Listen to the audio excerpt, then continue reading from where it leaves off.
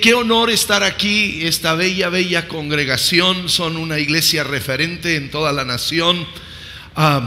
Si traen Biblias, puede ser de papel o electrónico, ábranlos al libro de los Hechos, capítulo 14 y 15.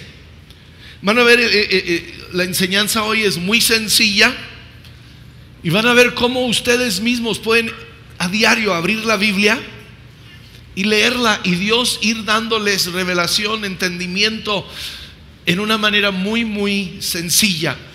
Y nos da, estos dos capítulos, lo que encontré es que nos da una descripción de la función de un discípulo de Jesucristo.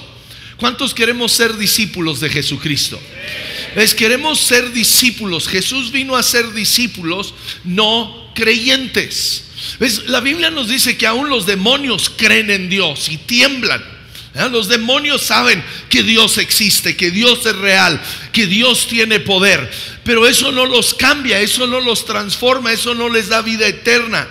Dios nos llama a ti y a mí a ser más que solo creyentes en la existencia de Dios, sino nos llama a ser discípulos de Jesucristo. Ahora, ¿qué significa eso? ¿Qué significa ser un discípulo de Jesucristo? Es más que solo repetir una oración. Y aquí estos dos capítulos nos dan una descripción de lo que es un discípulo. Ahora, voy a empezar diciéndoles exactamente lo que es un discípulo, lo que hace un discípulo, como en un trabajo, ¿verdad? Cuando vas a un trabajo te dan una descripción de tu función, qué es lo que vas a hacer. Y luego lo vamos a ver en las Escrituras. Entonces, un discípulo, vamos a ver, proclama el evangelio, es valiente, tiene fe para milagros, es humilde, se multiplica, permanece conectado con la iglesia, guarda doctrina sana y se abstiene de ídolos, sangre e inmoralidad sexual.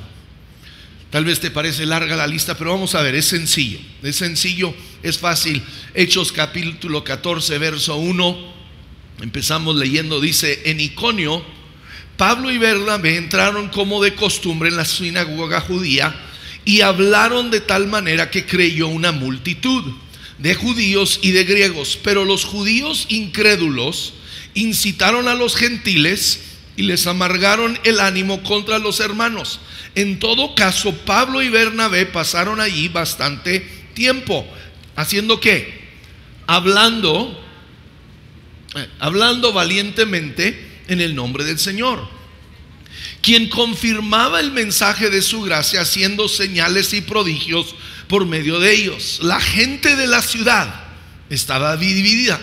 Unos estaban de parte de los judíos, otros de parte de los apóstoles. Hubo un complot tanto de los gentiles como de los judíos, apoyados por sus dirigentes, para maltratarlos y apedrearlos. Al darse cuenta de esto, los apóstoles huyeron a Listra y a Derbe, ciudades de Licaonia y a sus alrededores, donde siguieron ¿qué? Anunciando las buenas nuevas. Entonces veo aquí dos cosas. Un discípulo proclama el evangelio. Un discípulo de Jesucristo no se queda con esta buena noticia del perdón de Dios, del amor de Dios, de la gracia de Dios. Uno comparte. Ahora se llama el evangelio. Uno comparte el evangelio. Y el evangelio significa buenas nuevas. ¿Sí? No es el evangelio de condenación, no es el evangelio de terror, ¿verdad? Te vas a ir al infierno, desgraciado. No, es un evangelio de esperanza, de fe, de que Dios, el creador del universo, te ama, tiene un propósito para tu vida. El Dios, el creador de este universo, te invita a ser parte de su familia. Ese es el evangelio. El evangelio tú y yo lo debemos de compartir. De hecho, vemos a Jesús en su llamado a sus primeros discípulos. ¿Qué les dijo? Y los haré ¿qué? Pescadores de hombres. De hombres. Estaba hablando de que tu propósito es estar llamando a otros al reino de Dios. Y luego su último llamado, cuando está por irse al cielo, les dice: vayan por todo el mundo y ¿qué? Prediquen el evangelio a toda criatura. Ahora ese vayan lo hemos muchas veces mal interpretado y pensamos, bueno, es cuando alguien se va, ¿verdad?, a la India de misionero y pues le oramos por él, le damos una ofrendita y que le vaya bien, ¿verdad? Y aleluya, que valiente. No, ese vaya allí es cuando tú vas a tu trabajo, cuando tú vas a tu escuela, cuando tú vas con tus vecinos o con tus amigos a jugar fútbol. A donde tú vayas, en donde estés, comparte el reino de Dios. Comparte las buenas noticias de que hay un Dios que ama al ser humano. Dios nos llama a cada uno de nosotros como discípulos. Si soy un discípulo de Jesucristo, yo tengo que comunicar este mensaje del amor de Dios en donde yo vaya. Es tu trabajo, tu escuela, es tu campo misionero. Dios te puso allí. Dios te puso allí. Tal vez tu pastor, tal vez los líderes de aquí de Conquistando jamás podrán ir a tu escuela, jamás podrán ir a tu trabajo, pero Dios dice, tranquilo, te tengo a ti allí. Tú eres mi agente. Tú y yo somos misioneros en donde Dios nos pone, en nuestra vecindad. Aquí en tu ciudad, tú eres misionero a tu ciudad, a tu comunidad, y compartimos la fe en Jesucristo. Ahora, lo que segundo que veo y va de la mano es que un discípulo es valiente. En cada ciudad donde Pablo y Bernabé llegaban, había dos sitios que ellos siempre visitaban: la sinagoga y la cárcel. Era de cajón. Ellos iban a llegar a la sinagoga, empezar a compartir de Jesucristo. Algunos iban a recibir el mensaje, algunos iban a escuchar el mensaje, pero iba a haber otros que se oponían, otros que los criticaban, otros que los agarraban y vámonos a la cárcel, ¿verdad? Pablo ya tenía reserva, ¿verdad? Ya tenía reservado su habitación en cada cárcel, en cada ciudad a donde llegaba. Pero eso no lo detenía. Cuando en un lugar se levantaban, querían hacer un complot, huían, se iban a otra ciudad. ¿Para qué? Para seguir hablando. No se intimidaban por el rechazo, por la crítica, por la opresión. Y tú y yo tenemos que ser discípulos de Jesucristo, valientes, sabiendo en veces en el trabajo nos van a criticar, en veces vamos a perder amigos, en veces la familia nos va a rechazar por nuestro testimonio y nuestro hablar de Jesucristo. A pesar de ello, no nos vamos a quedar callados. No nos vamos a quedar callados. Ahora debemos de ser sabios, ¿ok? Hablas con tu amigo en el trabajo y él te maldice y dice no quiero saber nada. No lo estés hostigando. No estés todos los días, te tienes que vas a ir al infierno, desgraciado. No, déjalo en paz. Déjalo en paz. ¿Qué vas a hacer? Vas a orar por él. En privado tú vas a estar orando, Dios toca su corazón, y dar tiempo que Dios, que el Espíritu Santo obre en su corazón, por mientras tú sigues hablando con los otros compañeros, amigos que están abiertos, que están interesados, que quieren escuchar. Entonces tuyo, siempre Dios te va a dar en el camino alguien que te va a escuchar, alguien que está interesado. Y los otros, tú sigues orando por ellos. Dios va preparando sus corazones. Llegará el día cuando ellos vienen contigo. Llegará el día cuando tienen una crisis, cuando tienen un problema, y van a venir contigo. Y entonces ya, Dios ya preparó el camino. Ahora sí, les podemos hablar. Pero somos valientes, no nos quedamos callados. Vamos, verso 8 dice: en Listra vivía un hombre lisiado de nacimiento que no podía mover las piernas y nunca había caminado. Estaba sentado escuchando a Pablo, quien al reparar en él y ver que tenía fe para ser sanado, le ordenó con voz fuerte: ponte en pie y enderézate. Y el hombre dio un salto y empezó a caminar. Un discípulo de Jesucristo tiene fe para milagros. Un discípulo en Jesucristo tiene fe para milagros. ¿Ves? Dios quiere usarnos a cada uno de nosotros. ¿Ves? No es nomás, ay, tengo que venir con el pastor Alejandro, que el pastor Alejandro ore por mí. No, no, Dios quiere obrar a través de tu vida. Dios quiere obrar a través de cada uno de sus hijos y hijas. Todos somos discípulos. Tenemos que tener fe que si oramos en el nombre de Jesús, Él hará el milagro en las vidas de las personas. Entonces Dios quiere que tú y yo nos armemos de esta fe. Y cuando tú estás en el trabajo y tu compañero está hablando de que le duele la cabeza, que le viene mal del estómago, lo que sea, tú aprovecha ese momento. Es Dios abriéndote una puerta. Ese momento, en vez de decirle, pues tómate unos sal de uvas, ¿verdad? A ver, tómate unas aspirinas. En ese momento, tú y yo tenemos que aprovechar y decirle: ¿me dejas orar por ti? A ver, díganlo conmigo: ¿me dejas orar por ti? ¿Ves? Todos lo pueden decir, ¿verdad? Todos lo podemos decir. Cuando tú ves a alguien, tal vez en el trabajo, está hablando de que ya no aguanta a su mujer, que está pensando divorciarla, ¿verdad? Dile: ¿me dejarías orar por ti? ¿Me dejarías orar por tu matrimonio?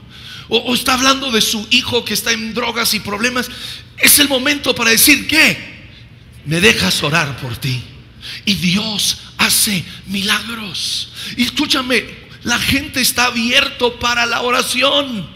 Estábamos el otro día en el hospital visitando a un hombre de la congregación, y ya nos vamos, y mi esposa ahí es muy alegre, muy espontánea, habla, ¿verdad? Me enamoré de ella porque habla y habla y habla, y yo no, aleluya, que no me está oyendo, ¿verdad? Estamos en el elevador con una señora y un joven, y ella empieza a preguntarle por qué están en el hospital y le dice: ¿nos dejaría orar por su esposo? Dice: sí, ni nos conocíamos. Pero la gente está abierta en sus puntos de necesidad. Es un punto clave que tú y yo tenemos como discípulos de Jesucristo que aprovechar. La semana pasada me estaban cortando el cabello. Ya me regañó mi mujer que me lo corté muy corto, pero bueno, asuntos de casados, ok, perdón. Y ya, pero le dije: oye, ¿me dejarías orar por ti? Y allí oré por él. No hice un escándalo, no tienes, a ver todos, no, tranquilo, allí sentado en la silla, oro por él. Entonces, busca oportunidades y Dios, escúchame, va a obrar. Dios va a hacer los milagros. Tenemos que esperar y creer. Si oramos, Dios hace el milagro. Dios hace cosas imposibles cuando tú y yo nos atrevemos a creerle a Él. Y luego nos dice, verso 11: al ver lo que Pablo había hecho, la gente se aloca. Vieron este hombre que desde niño ha sido lisiado toda la vida, lo han visto mendigando, y de repente, ¡pum!, está caminando, está corriendo, está brincando, y la gente se aloca y quieren, ¿verdad?, nombrar a Bernabé. Dice, y dice: los dioses han tomado forma humana, han venido a visitarnos. A Bernabé lo llamaban Zeus y a Pablo Hermes, ¿verdad? Y querían hacerles sacrificios a ellos. Y voy a brincarme adelante. La respuesta que dan es tan importante. Dijeron: señores, ¿por qué hacen esto? Nosotros, ¿qué dijeron? ¿Nosotros qué? También somos hombres mortales como ustedes. Y eso me lleva al siguiente punto. Un discípulo de Jesucristo es humilde. Un discípulo de Jesucristo reconoce que todo lo que tiene, todo lo que Dios hace, viene de Dios. Viene de Dios. Y cuando tú oras por alguien y se sana, ¿verdad?, y vienen: wow, qué poderes tienes. No, es Dios el que te sanó. Es Dios el que hizo el milagro. Tú y yo somos, me encanta pensar, tú y yo somos como el cobre eléctrico en tu casa, ¿verdad? Tienen cable de cobre, ¿verdad?, que te corre desde la toma, ¿verdad?, a la luz, para prender la luz. ¿Y ese cobre produce la luz? No. Hay una planta de luz que produce la electricidad, que prende ese foco. Pero tú y yo somos ese cablecito de cobre que trae la electricidad desde la planta hasta el foco para que prenda. Tú y yo somos la conexión entre el cielo y la tierra. Pero tenemos que siempre reconocer: el que hace todo es Dios. Yo solo soy este cablecito. Yo soy esa conexión entre el cielo y la tierra.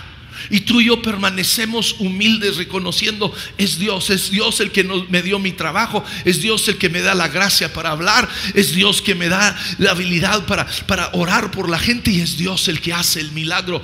Aquí lo reconocían, estos hombres los querían hacer dioses, les querían hacer sacrificios. Ahora, algo que tienes que entender: el que hoy te aplaude, el que hoy te dice no hay nadie como tú, es el que el día de mañana te está apedreando.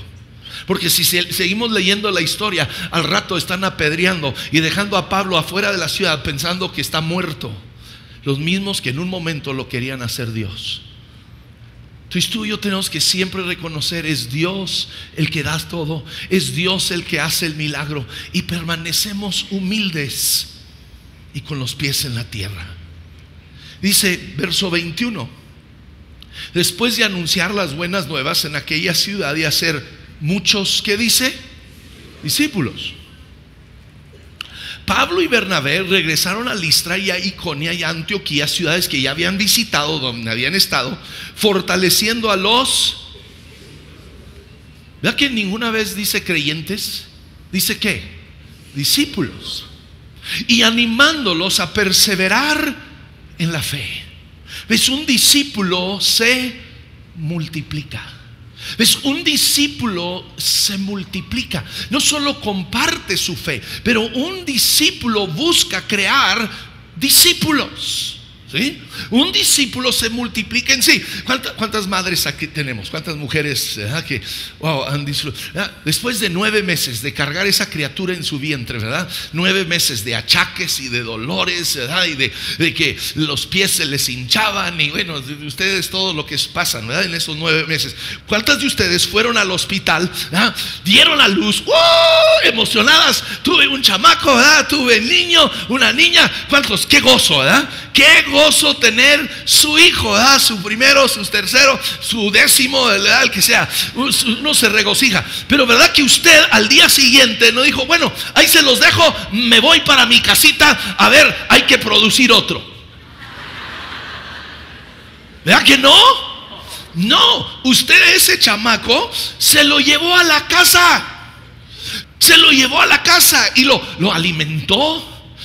Se levantaba en las noches cuando lloraba, le cambiaba los pañales, y luego empieza a crecer y llega a los 2 años de edad y que anda para arriba y para abajo y hace sus berrinches, y luego crece y se convierte en un adolescente, ¿verdad? Que parece que quiere comerse todo, hasta el refrigerador y los muebles, y luego apesta, ¿verdad? Nunca se quiere bañar, y si logras meterlo a la regadera ni quiere usar el jabón, y va creciendo. Y qué gozo, es tu hijo, y algún día al fin, ¿verdad? Se gradúa, ¿verdad? 20 años de edad y su certificado de primaria. No. Y dices: ese es mi chamaco. Pero ¿cuántos aquí son abuelos? ¿Cuántos dicen: es otro nivel?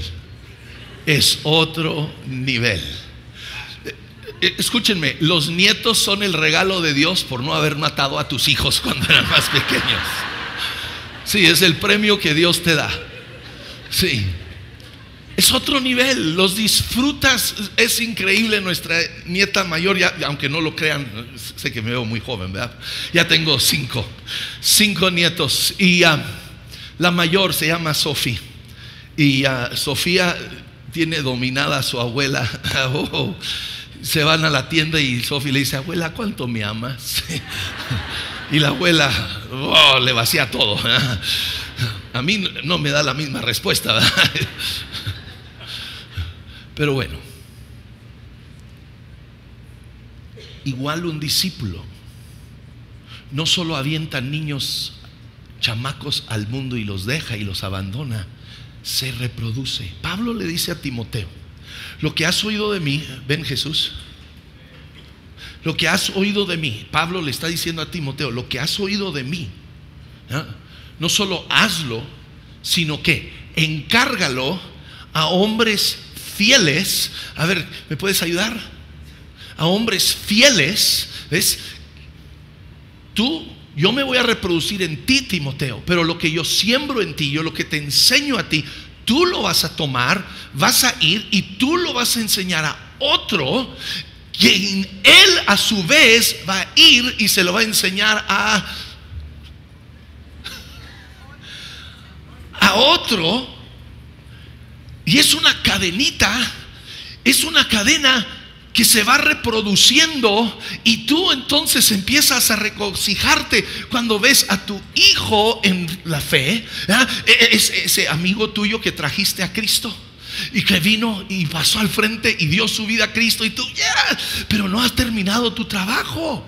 No es como ya cumplí, ya lo hice, Dios, y pues a ver cómo. No, ahora tú le vas a enseñar cómo leer su Biblia, le vas a enseñar cómo orar, lo vas a enseñar a venir a los discipulados y a venir a los cursos y venir a la oración. Y cuando de repente el desgraciado va y se emborracha por ahí, ¿verdad?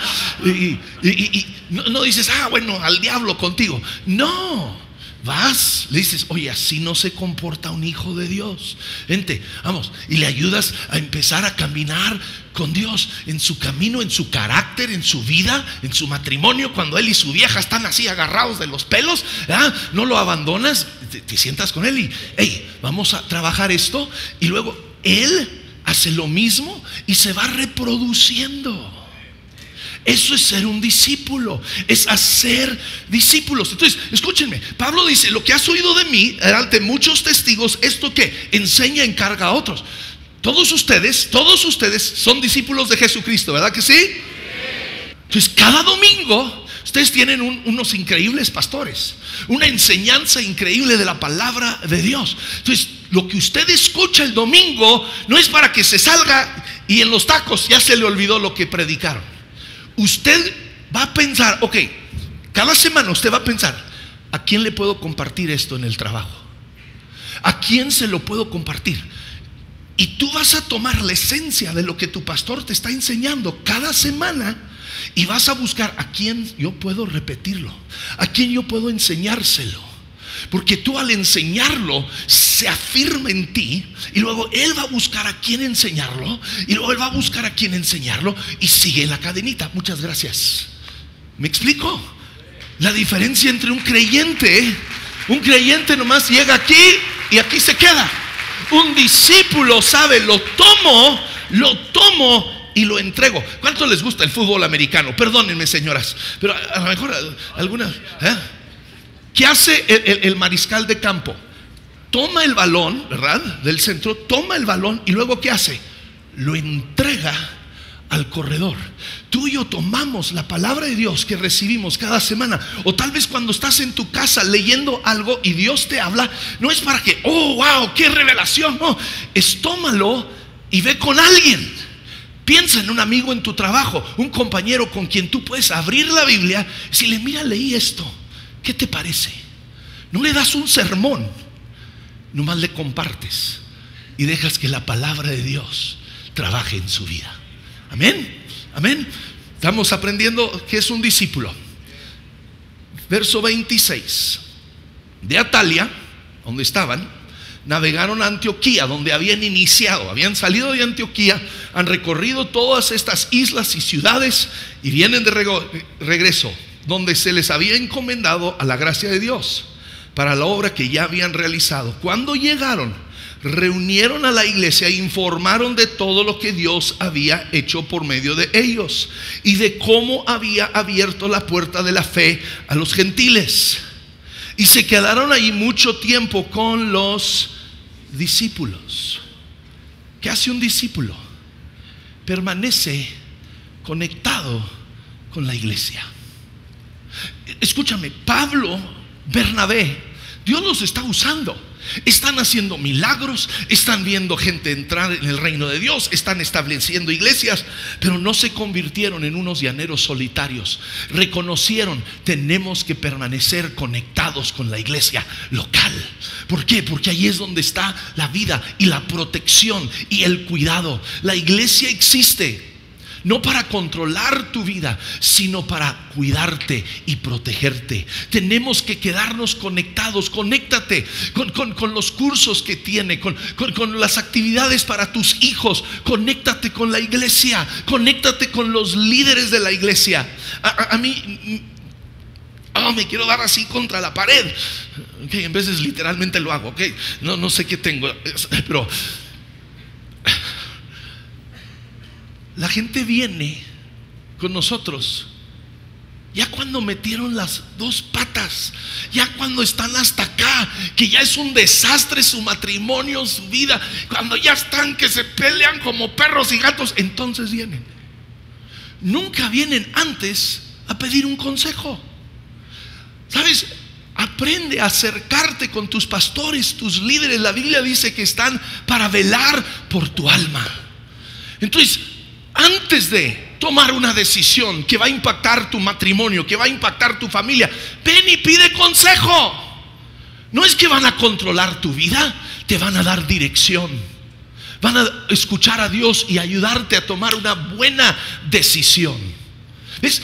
Aún Alejandro y Norma, Aide y un servidor, nosotros tenemos pastores con los cuales nos reportamos, no para que controlen nuestra vida, sino para que cuiden de nuestra vida, que nos den guianza, que estén orando por nosotros. Entonces tenemos todos que entender, el permanecer en la iglesia es sumamente importante. Capítulo 15. De repente empieza a haber un problema, un conflicto aquí en la iglesia. Dice: algunos que habían llegado de Judea a Antioquía se pusieron a enseñar a los hermanos: a menos que ustedes se circunciden conforme a la tradición de Moisés, no pueden ser salvos.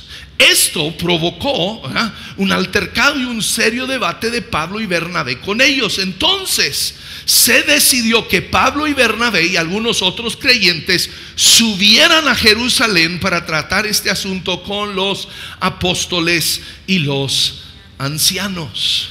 Un discípulo, escúchame, guarda sana doctrina. Es importante lo que tú y yo creemos, la doctrina que tenemos. Y hoy en día se infiltra en la iglesia cosas tan extrañas, tan raras de repente, y en veces son gente muy carismática, gente muy hipster, y de repente se levantan y dicen: es que no existe el infierno. El infierno no existe. ¿Cómo es que un Dios tan bueno y todo misericordioso va a tener el infierno? Y mucha gente dice: wow, qué padre, no hay infierno. Solo que hay un problema. Lo encontramos en la Biblia. Jesús habló del infierno. Y ahí vamos. Lo otro se levanta y dice: el diablo no existe. Y otro se levanta y dice: está bien el matrimonio entre dos hombres o dos mujeres, está bien mientras sean monógamos y permanezcan juntos toda la vida. Y cosas raras. Otros se levantan y dicen: Dios ya no hace milagros, los dones ya no operan en la iglesia. Y entonces, ¿qué es lo que tú y yo debemos de creer? Cuando tú escuchas diferentes teologías, no te vayas rápido detrás de ellos. Aquí, en el contexto, los judíos, la mayoría de los creyentes en ese momento eran judíos. Habían crecido toda su vida creyendo que la salvación venía a través del cumplimiento de la ley de Moisés, las otras leyes, la circuncisión, etcétera. De repente viene la revelación de Jesucristo, la salvación por medio del Mesías, y abrazan a Jesucristo. Pero había unos que decían: sí, abrazamos a Jesucristo, en Él hay salvación, pero también tenemos que cumplir la ley. Y tengo que hacer estas dos cosas para tener salvación. Pablo y Bernabé están diciendo: no, la salvación es exclusivo en Jesucristo. Y hay este debate. ¿Cómo lo van a resolver? ¿Cómo resolvemos cuando lleguen estos diferentes pensamientos? Fueron con los líderes. Fueron con los líderes de la iglesia y los sometieron al liderazgo de la iglesia. Y ellos se fueron, ¿qué? A dos cosas. Se fueron a la palabra de Dios y a la obra del Espíritu Santo. Santiago, él abre las escrituras Jacobo saca las escrituras, cita Amós 9:12, Isaías 45:21, que nos habla que la salvación es para todos, no solo para el judío. Luego Pedro se para y empieza a dar testimonio de la obra del Espíritu Santo cuando el Espíritu de Dios lo lleva a la casa de Cornelio, un centurión romano incircunciso, llena su casa de sus amigos, sus familiares, todos gentiles, incircuncisos, y mientras les está hablando el Espíritu Santo desciende sobre ellos, empiezan a hablar en lenguas y Dios derrama y demuestra que Él acepta a todos, incircuncisos y circuncidados, judíos y gentiles. Y en base entonces a la Escritura y a la obra del Espíritu Santo, llevan a un consenso de que no es necesario la circuncisión. ¿Cuántos hombres dicen amén? ¿Ah? Y los demás ni saben de qué estoy hablando.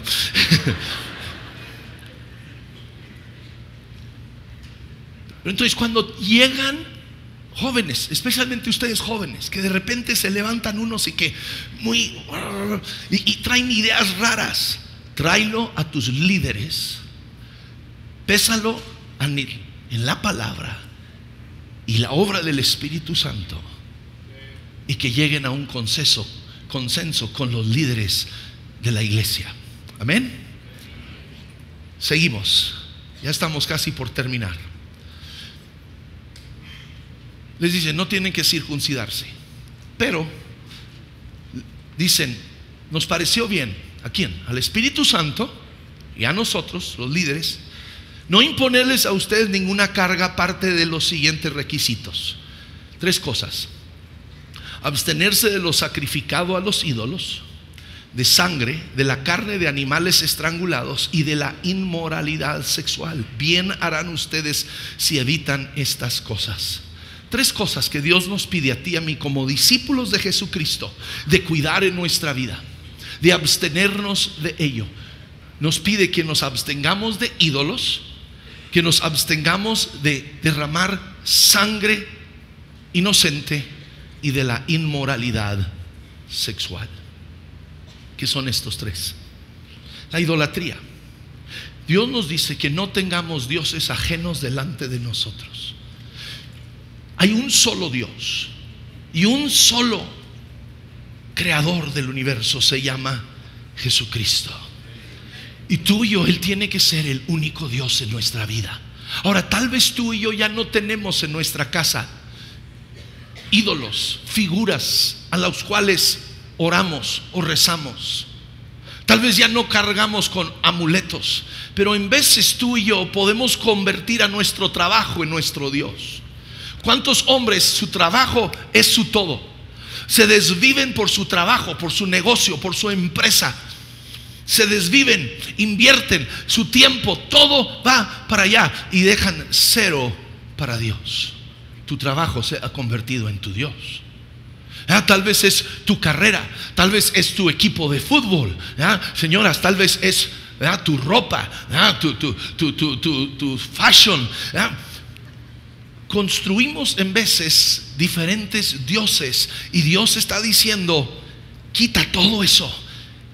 Jesucristo tiene que ser el único Dios de nuestra vida, el único en el cual tú y yo confiamos, el único en el cual tú y yo ponemos toda nuestra fe, nuestra esperanza, al cual le dedicamos nuestra vida. Mi mejor tiempo es para Dios.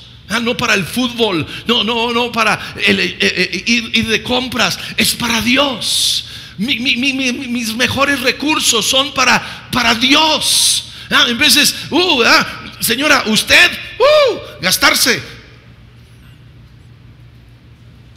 no sé el precio, 5,000 pesos, 10,000 pesos en unos tacones, en unos zapatos, no le duele nada. Pero darlo en la ofrenda, ¿cómo? Entonces, tus zapatos son tu Dios. Hombres, ¿qué tal nosotros en el coche? O algunos de ustedes que están pasando por la crisis de edad media, su motocicleta, creen que se ven muy sexy, ¿verdad? Y todas las señoritas lo ven y dicen, ay, qué ruco aquí. Pero bueno, no tengo moto, tranquilo, estoy seguro. Pero ¿qué es tu Dios? Dios, Jesucristo, tiene que ser el centro de mi vida, el centro de mi tiempo, de mi atención, de todo. Y luego nos dice, tengo que ir rápido, abstenernos de sangre. ¿De qué está hablando? Está hablando de abstenernos del derramamiento de sangre inocente. como cristianos, escúchame, y yo no soy de ningún partido, no soy del PRI, del PAN, del PRD, de la Morena, de Verde Ecologista, no soy de ningún partido. Y tú y yo no debemos de ser de un partido, debemos de ser hijos de Dios. Fíjense, cuando los primeros cristianos empezaron a declarar Jesucristo es Señor, era una ofensa legal, porque todos tenían que decir el César es Señor. Tú y yo tenemos que reconocer: el que gobierna sobre mi vida no es el PRI, el PAN o el PRD o la Morena. El que gobierna sobre mi vida se llama Jesucristo.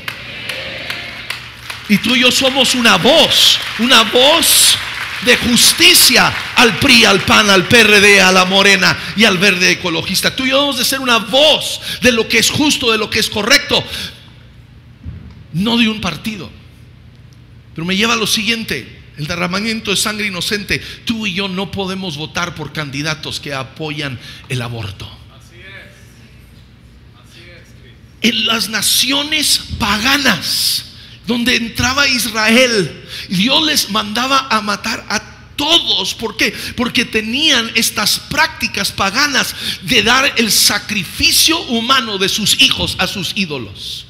El aborto es un sacrificio al espíritu de la muerte, y tú y yo no podemos apoyarlo. Y si tú, señorita, mujer, has abortado, hay perdón de Dios, hay perdón. No vengo a traerte condenación, pero tú y yo como cristianos no podemos apoyar el aborto. Escúcheme, tengo una nietecita, se llama Eli. Es una preciosura esa niña. Déjales, pongo una foto para que se enamoren de mi Eli. Esa no es Eli. A ver. Es que allá me lo están moviendo allá arriba y se durmió. Ok. Eli, cuando estaba en el vientre de su madre, le dijeron: hay que abortar. Ahí está Eli. Esa es mi Eli. Sí. Le dijeron: aborta, porque tiene síndrome de Down. Pero es una niña preciosa, es una alegría. Toda vida tiene valor. Hay una pareja en la congregación, tienen un hijo, se llama Gabriel, es mi amigo Gabriel. Y Gabriel le dijeron, igual a su madre, a Noelia: aborta. Va a ser autista, tiene autismo, pero es un lindo muchacho. El día de ayer, los hombres que estuvimos en Puebla, vimos a un hombre sin brazos y sin piernas, que los doctores hoy hubieran dicho: abórtalo. Pero es un hombre que hoy en día está impactando naciones, está impactando vidas, porque toda vida tiene valor. Toda vida tiene valor.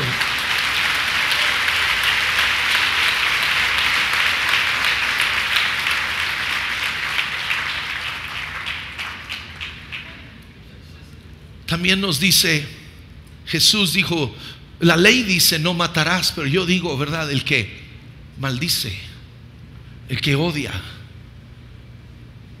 es digno, se encuentra bajo juicio de condenación. Como discípulos de Jesucristo, tú y yo no podemos guardar rencores y odios. Tenemos que perdonar. Perdona a la gente que te ha ofendido, que te ha lastimado. Y vámonos rápido, el último era: tenemos que abstenernos de inmoralidad sexual. Joven, señorita, el sexo antes del matrimonio es pecado. Es pecado delante de Dios. No importa si eres mayor de edad, si los dos son mayores de edad, si los dos dan consentimiento. No me importa aún si tu papá y tu mamá y tu suegra y tu abuela te dan consentimiento. Delante de Dios es pecado. Hombres, mujeres casados, cualquier relación sexual fuera del matrimonio con alguien que no es tu cónyuge es pecado. Es pecado. Las relaciones sexuales entre dos hombres, entre dos mujeres, es pecado. Y a ver, rápido, se me fue el tiempo, pero saquen su celular. Relaciones sexuales. Tú en tu habitación masturbándote, viendo pornografía, es pecado. Es pecado. Y tú dices: es que no le estoy haciendo daño a nadie, estoy en mi privacidad. Pero Dios dice: estás pecando contra mí y estás pecando contra tu propio cuerpo. Y estás pecando contra tu matrimonio.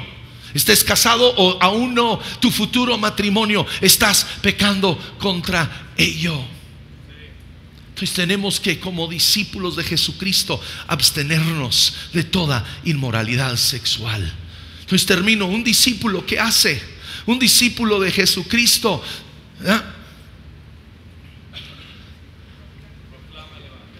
gracias. Proclama el evangelio, es valiente, tiene fe para milagros, es humilde, se multiplica, permanece conectado con la iglesia, guarda doctrina sana, se abstiene de ídolos, sangre e inmoralidad sexual. Termino dándoles tarea. Estudié para ser maestro, y los maestros somos malos, nos gusta darles tarea, pero esta tarea es buena, esta es tarea buena. Esta semana yo quiero que cada uno de ustedes, incluyéndome a mí, vamos a buscar una persona que percibimos que está receptivo al evangelio, que está abierto y que tiene una necesidad, y vamos a orar por él. ¿Cuántos dicen: yo me atrevo? Yo me atrevo, pastor, a creer. Yo esta semana buscaré a alguien para orar por ellos y ver a Dios. Levante la mano, no la bajé, déjame orar por ti. Padre, tú ves cada mano levantada. Señor, trae a la vida de cada uno de nosotros ese hombre, esa mujer, ese joven con una necesidad. Ese joven, ese hombre, mujer, oh Dios, abierto a escuchar de ti. Y permítanos, oh Dios, poder orar por ellos y verte a ti hacer milagros, verte a ti hacer milagros en su vida, en el nombre de Jesús. Amén, amén. Pueden bajar sus manos. Gracias, gracias, gracias, gracias. Termino. Jesús dijo: vengan a mí todos ustedes que están cansados y agobiados, y les daré descanso. Carguen con mi yugo y aprendan de mí, pues yo soy apacible y humilde de corazón, y encontrarán descanso para su alma, porque mi yugo es suave y mi carga es liviana.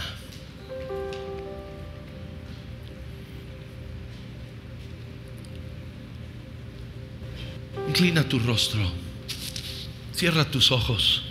Es nomás para que no haya ninguna distracción. Quiero que tú medites en tu propia vida. ¿Con qué carga vienes hoy cargando? ¿Vienes con temor? Temor de la muerte, temor del futuro. ¿Vienes cargando con una carga moral de tu pecado, de tus acciones, de lo que has hecho? Hoy tú y yo podemos entregar todo eso a Jesucristo, y Él nos entrega su vida, Él nos entrega su paz, Él nos entrega su amor. Jesús nos llama a ti y a mí a acercarnos a Él, no para condenarnos, sino para darnos vida. Yo sé que hay hombres y mujeres aquí el día de hoy que conoces de Jesucristo. Desde niño has oído de Jesucristo, pero nunca con tus propios labios le has dado tu vida. Y hoy Él te invita a Él para darte vida eterna.